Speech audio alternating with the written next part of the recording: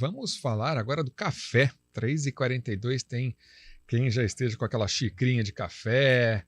Né? Café é sempre muito bom, né? Seja ele, muitos preferem já sem açúcar, outros com açúcar. E aí, café descafeinado, aceita um? Júlio César Mistro é pesquisador do Instituto Agronômico de Campinas, da Secretaria de Agricultura e Abastecimento de São Paulo, o IAC, que tem realizado essa pesquisa com relação a essa possibilidade, iniciou testes aí de campo para produzir café sem cafeína.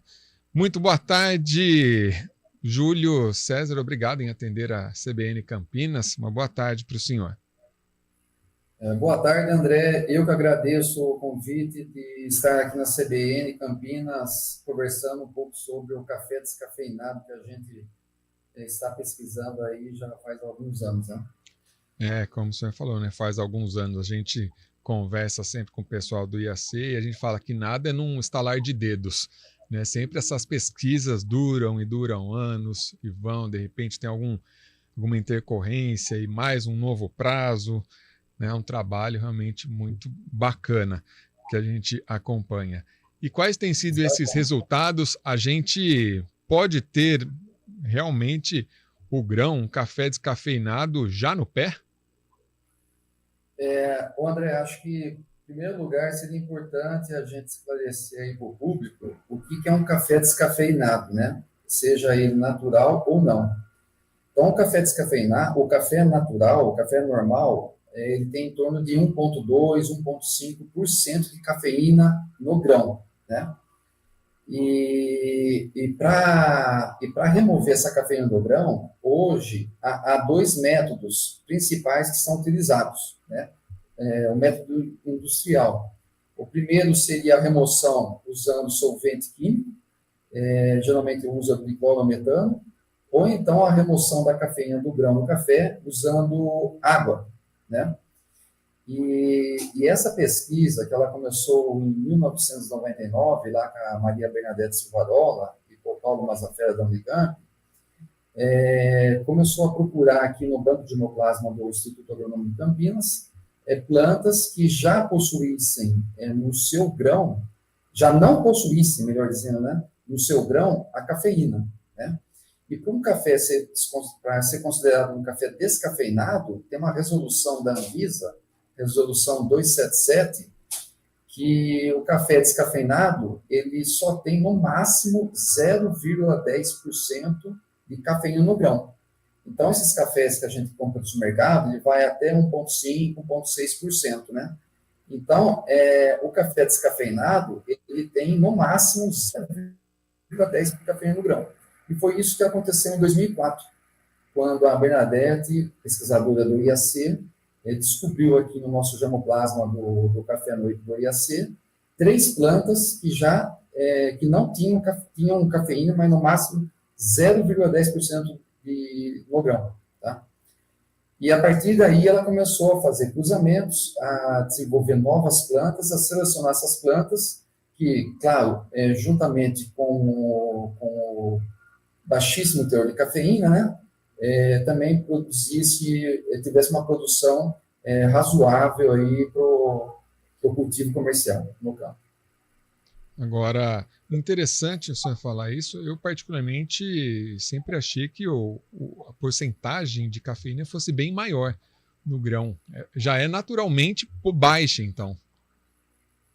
Ela tem aí, vamos pôr um café arábica, se pegar a espécie arábica, só arábica, ele chega a 1,2, 1,1, 1,3, tá? Esses cafés blendados que a gente compra no supermercado, né, a maioria do consumidor compra, ele tem 1,6, 1,7% de cafeína. Apesar de ser baixo, né, apesar do valor ser baixo, ele é alto, né, se for considerar uma pessoa intolerante à cafeína. Né? Então, esse café descafeinado é para aquelas pessoas que não gostam do café e por algum problema de saúde, seja gástrico, cardíaco, não podem tomar o café. Ou então, para aquelas pessoas que gostam de tomar café, não tomam a partir das 4, 5 da tarde, para não ter problema de sono, né? Então, é um nicho bem específico, né? Agora, Júlio, com relação a essa pesquisa e as plantações, essas árvores que têm sido cultivadas e analisadas, os grãos, são em várias regiões do país, aqui no estado de São Paulo, no próprio Instituto Agronômico. Como tem sido feito esse trabalho? Na verdade, essas plantas não estão sendo cultivadas comercialmente ainda. Uhum. Elas estão em processo final de pesquisa. Só que para o café, infelizmente, esse processo final de pesquisa leva mais 8, 9 anos, né? Por ser uma planta perene, tá? E então a gente está iniciando a fase final, que seriam esses plantios ou esses testes comerciais em regiões que plantam café no Brasil, sobretudo aqui em São Paulo, no estado de São Paulo e Minas Gerais, né? Então, a partir desses testes finais, mais aí uns 8, 10 anos para finalizar a tecnologia. E após esses 10, né, 8 até 10 anos, que essa pesquisa vai chegar e verificar se é viável a comercialização disso? Seria isso? Exatamente, para você lançar uma nova cultivar, uma nova planta, para ela ser plantada pelos cafeicultores, e aí sim chegar até o consumidor final, né? A gente acompanha algum trabalho de pesquisa científica, por exemplo, na área da medicina, eles vão fazendo testes, né, etapas e vão avançando, vão vendo se vai dando o resultado esperado e se, né, acontece o resultado esperado, avança para uma próxima fase, ok, daí fazem aqueles estudos em cobaias e tudo mais. Com relação a essa situação, houve uma primeira fase, agora essa nova fase. Há algum indicativo em termos nesse setor de pesquisa de que há uma grande chance de dar certo ou ainda é muito prematuro? Não, a chance de dar certo é grande, né? A gente tem um conjunto de plantas que já tem cafeína abaixo de 0,10% e com uma produtividade de campo assim aceitável, né? Então a gente vai para a fase final, né? Para ver se essas plantas realmente confirmam essa produtividade, né? E esse baixo, essa ausência, entre aspas, né? De cafeína no grão. Então, a chance de dar certo é grande. Ah, legal. Agora, aquela pergunta que fica, não é também a gente ouvindo, em dando certo, tomara que dê certo. O café, esse novo café, vamos colocar assim, vai ter aquele gostinho de café? Normal, isso aí também tem um certo confundimento, né? Que o que dá sabor para o café é a cafeína. Não, a cafeína, como você falou, é bem pouco no café, né? Um dos componentes químicos que menos tem no café é a cafeína, né? Não é ela que vai deixar o café ruim ou bom, né? Tem outros componentes químicos envolvidos aí na qualidade final do produto. E a vantagem desse método, né, do grão sair do campo sem usar produto químico, é essa vantagem, porque o produto químico realmente ele dá uma piorada, né? Ele dá uma piorada na qualidade final da bebida na xícara. Sem dúvida. Então, você produzindo um café do campo que sai do campo sem a cafeína, que não precisa remover a cafeína com solvente químico, já é uma boa vantagem. Infelizmente, o solvente químico ele não remove só a cafeína do grão, né?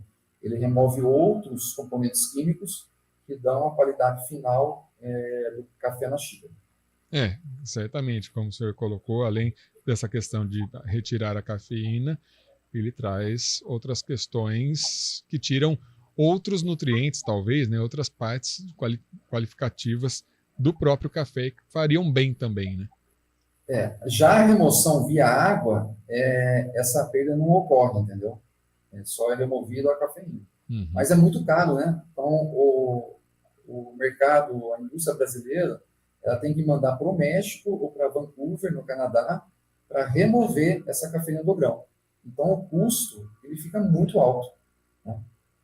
Então, se você produzir um café no campo já sem a necessidade de mandar para fora, posterior, para fazer esse processamento, seria muito interessante, aí, tanto para a indústria quanto para o consumidor final, né? Sim, um ganho econômico bastante interessante, além da própria questão de saúde, né, que não tem esse processo químico aí, né, dessa extração. Quero agradecer ao Júlio César Mistro, pesquisador do Instituto Agronômico de Campinas, falando com relação aí, portanto, a esse estudo do café descafeinado. Júlio César, mais uma vez, muito obrigado em atender a CBN Campinas e uma ótima semana. Eu que agradeço, André. A gente sempre vai estar à disposição para atendê-los, tá bom? Uma ótima semana para vocês e para todos os ouvintes. A todos nós. Agora, 3h52.